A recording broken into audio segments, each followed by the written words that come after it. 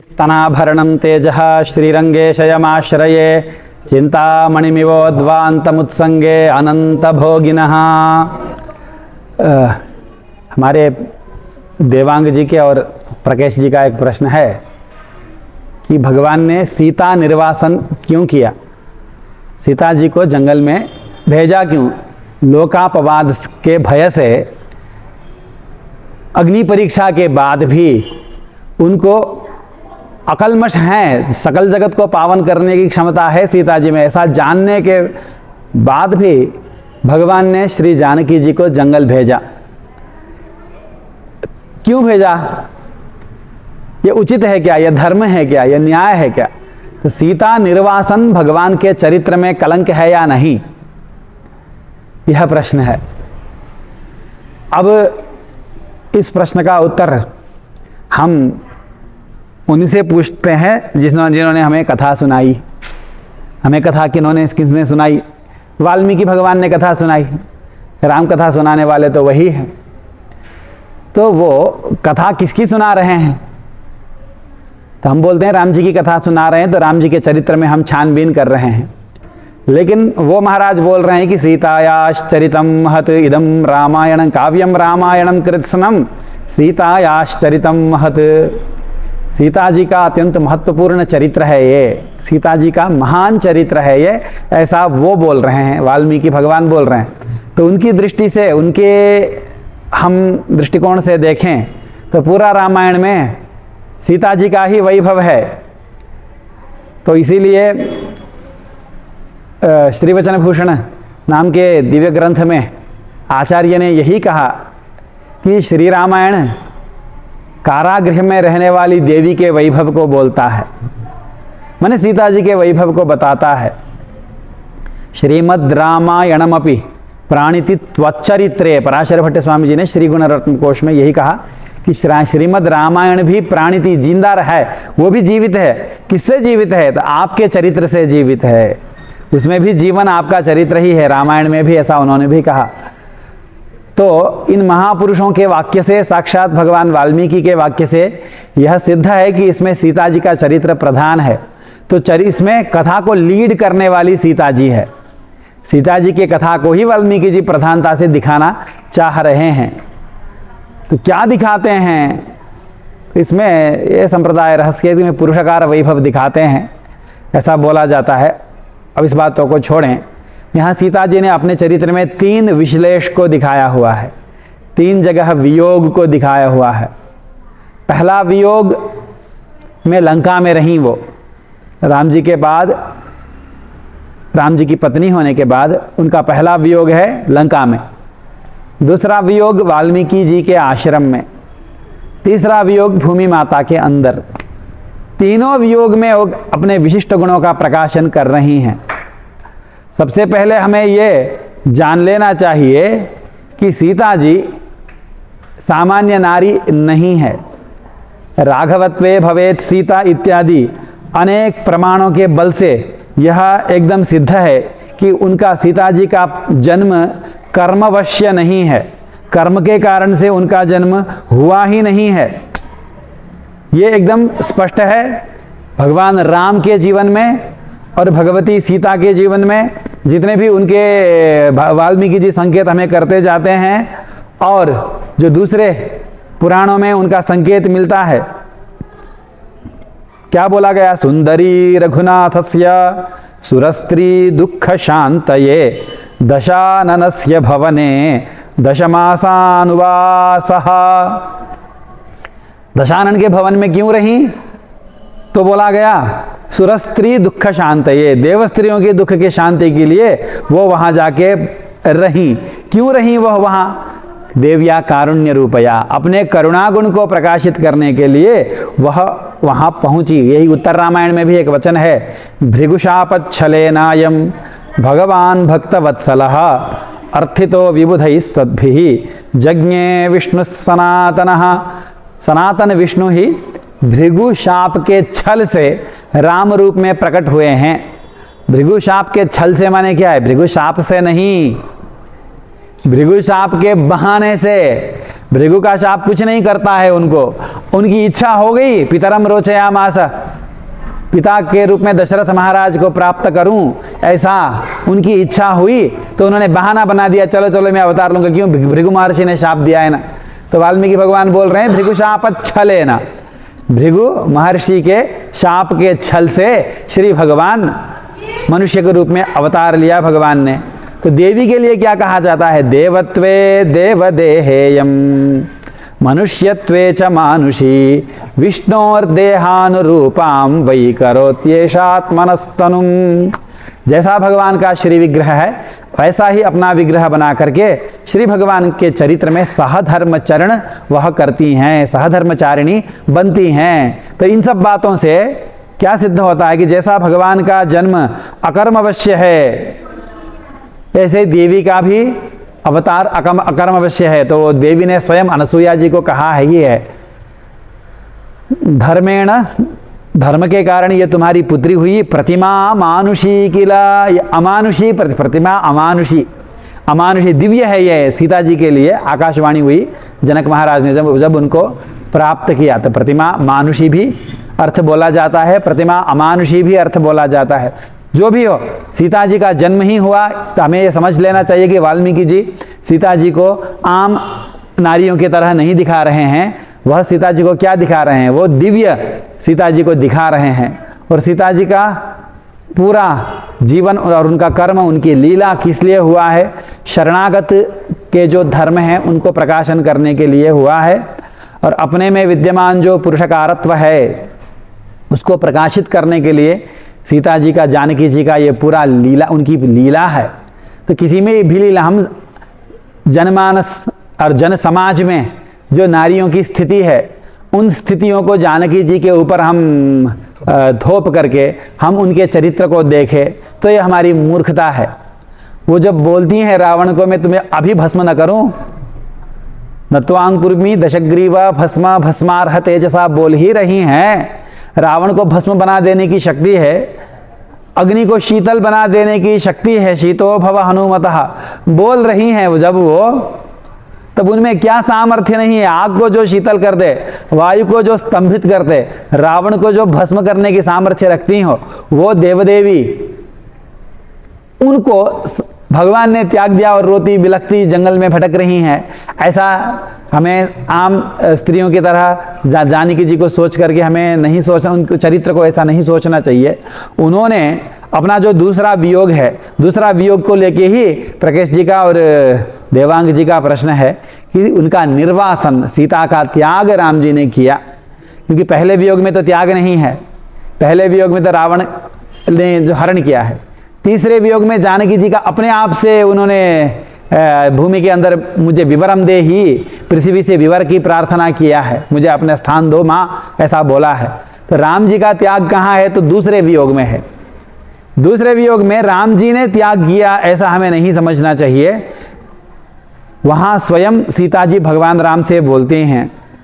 जब भगवान राम सीता जी से पूछते हैं, अपत्यलाभो वै देहि ममायं समुपस्थितः किमिच्छसि सकामा त्वं ब्रूहि सर्वं वरानने।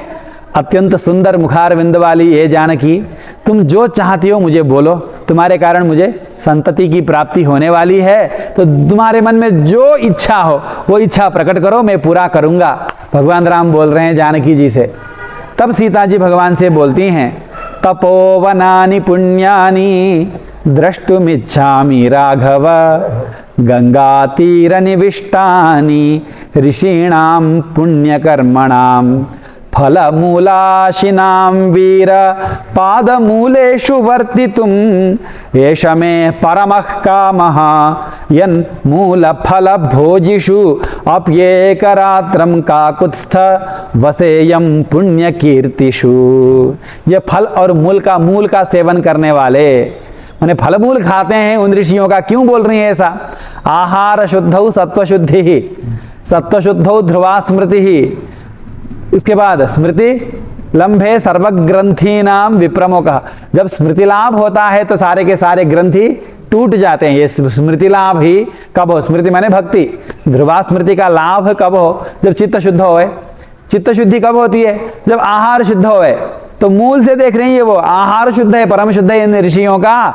इसलिए पुण्य कीर्तिषु, उन ऋषियों के ही बारे में उपनिषद बखानती है।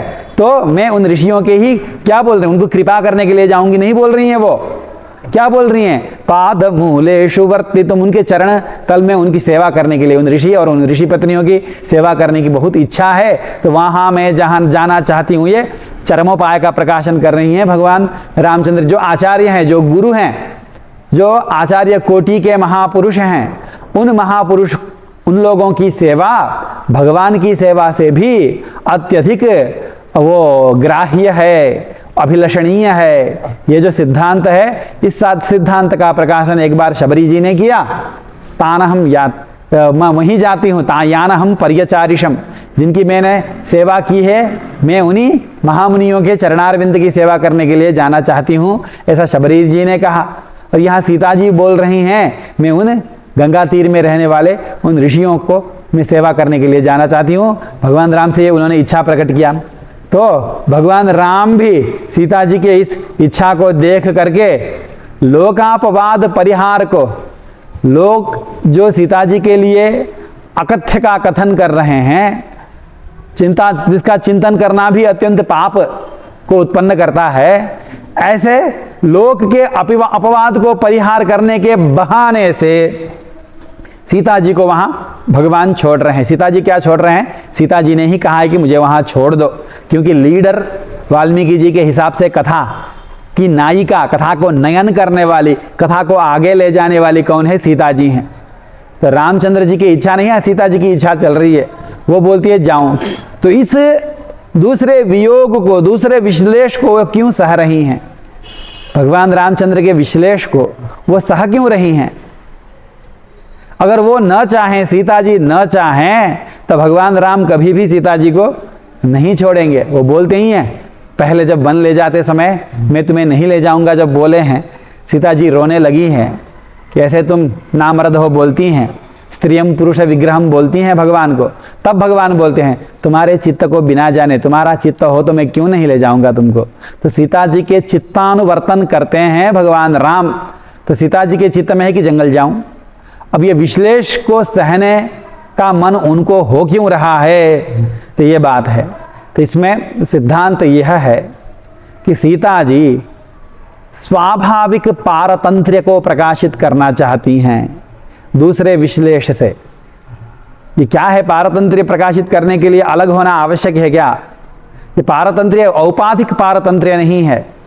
जीवों के ऊपर जो भगवान का पारतंत्र्य है, सीता जी के ऊपर जो भगवान का पारतंत्र्य है, भगवान स्वतंत्र हैं, वो पत्नीत्व प्रयुक्त पारतंत्र्य है। सीता जी भगवान की पत्नी है। तो अब आजकल ये सब बोलने पर तो अब औरतों के, महिलाओं के अधिकारों की बात आ जाती हैं। जो आए ना आए, रामायण में जो है वही बोलना है। अभी तो एकदम स्पष्ट ही है, सीता जी बोली ही हैं उसमें, पतिर्हितैवतं नार्याः बोली हैं। पति ही देवता होता है नारियों के लिए, तो पति के ही सभी पतिर्हितैवतं नार्याः पतिर्बन्धुः पतिर्गतिः प्राणैरपि प्रियं तस्मात् भर्तुः कार्यं विशेषतः। ऐसा उन्होंने पहले ही कहा है। पति ही बंधु होता है। बंधु माने क्या? उपलालनीय। बंधु घर में आते हैं तो कितना प्रसन्न होते हैं, इधर से उधर भागते हैं, क्या खाएंगे क्या पिएंगे, सब उनका उपलालन करते हैं। ऐसा ही पति ही उपलालनीय होता है, पति ही गति होता है। गति माने उपाय और उपेय दोनों। पतिर्गति ही उस कारण से प्राणैरपि प्रियम तस्मात् भर्तुः कार्यम विशेषतः। तो प्राण से भी पति का प्रिय करना चाहिए। तो सीता जी ने विश्लेष को सहा। जब पहुंचती हैं गंगा के तीर में, लक्ष्मण जी सारे वृत्तांत सुना देते हैं जानकी जी को। तब जानकी जी को लगता है कि वज्र टूट पड़ा है, राम जी ने मुझे त्याग दिया है, मैं गंगा जी में डूब जाऊं, अपने प्राणों को छोड़ दूं क्या? तब उनके मन में आता है ना, प्राण नहीं छोड़ना चाहिए। न खल्वद्यैव सौमित्रे जीवितम जाह्नवी जले त्यजेयम। हे सौमित्रे, मेरा मन तो हो रहा है कि मैं डूब जाऊं गंगा जी में, लेकिन मैं अपने प्राणों को नहीं त्याग रही हूं। क्यों? राघवम वंशे भर्तुर्मा परिहास्यति। मेरे गर्भ में रघुकुल का संतान है, इस रघुकुल का संतान मेरे साथ डूब न जाए, मेरे पति की संपत्ति कहीं कम न हो जाए, इसलिए मैं अपने शरीर को नहीं त्याग रही। ऐसा बोलती हैं जानकी जी लक्ष्मण जी को। मतलब क्या है? पति अपने बाहु में रखे तो भी हम परतंत्र हैं, वो हमें जंगल में भेजे तो भी हम उनके परतंत्र हैं। उनके बाहु में, उनके शयन में विराजमान होने पर जो वृत्ति हमारे उनके साथ होना चाहिए, उन्होंने जंगल में भेजने, उनका जंगल पे भेजने पर भी वही वृत्ति, वही आचरण हमारा उनके साथ होना चाहिए। वो अपना प्राण कीटान विभर्मी, ये प्राण कीट बन करके प्रतिक्षण मुझे खा रहे हैं, ऐसा बोलती हैं। प्राणों को धारण करना नहीं चाहती पति योग में, फिर भी प्राणों को धारण कर रही है। किस लिए धारण कर रही है? प्राण ही भार बन गए, फिर भी धारण कर रही है, इसलिए कि पति की इच्छा नहीं कि मैं प्राण त्यागूं। इतना पारतंत्र्य है कि प्राण त्यागने में भी अपना स्वातंत्र्य नहीं है। इस पारतंत्र्य को प्रकाशित करने के लिए दूसरे वियोग को उन्होंने सहा। इसका मतलब क्या हुआ अब हम सब लोगों के लिए? इसका मतलब ये हुआ कि भगवान हमें संसार में जिस स्थिति में रखे, भक्ति दे, संसार क्या वैभव दे, ये सब तो बोलना ही नहीं है यहाँ पर। विद्या दे, बुद्धि दे, संपत्ति दे, वो सब तो यहाँ प्रवेश ही नहीं है उन सब चीजों को। इन सब सीता जी के चरित्र को बोलते समय, सुनते समय भगवान भक्ति प्रदान करें या ना करें, भगवान अपनी साक्षात सेवा प्रदान करें या ना करें, भगवान प्रेम प्रदर्शन करे या ना करे, भगवान दूर भेजे या पास रखें, हमें सर्वदा हर काल में उनका परतंत्र हो करके मन में उनके लिए भक्ति उमड़ रही हो या न रही हो, हमारी वृत्ति उनके लिए ही होना चाहिए, हमारा जीवन उनके लिए होना चाहिए, हमारा मरण उनके लिए होना चाहिए। ये जो शरणागतों के लिए धर्म है, इस धर्म को सिखाने के लिए, पारतंत्र को प्रकाशित करने के लिए देवी ने दूसरा वियोग सहा है और भगवान देवी के इस पारतंत्र प्रकाशन रूपी चरित्र में भगवान सहायक बने हैं। बस ये है, भगवान ने सीता जी का त्याग किया है, ऐसा तो हम सोचते ही नहीं। वो क्या त्याग करेंगे? अनन्या ही मया सीता बोल रहे हैं। सीता जी के एक क्षण सामने न रहने पर वो बभ्राम, वो भ्रमित हो रहे हैं, उन्मत्त हो रहे हैं, प्रमत्त हो रहे हैं, वृक्षों से पूछ रहे हैं, पर्वतों से पूछ रहे हैं कि जानकी कहाँ है, जानकी कहाँ है। होश उड़ गया है उनका बिना जानकी जी के।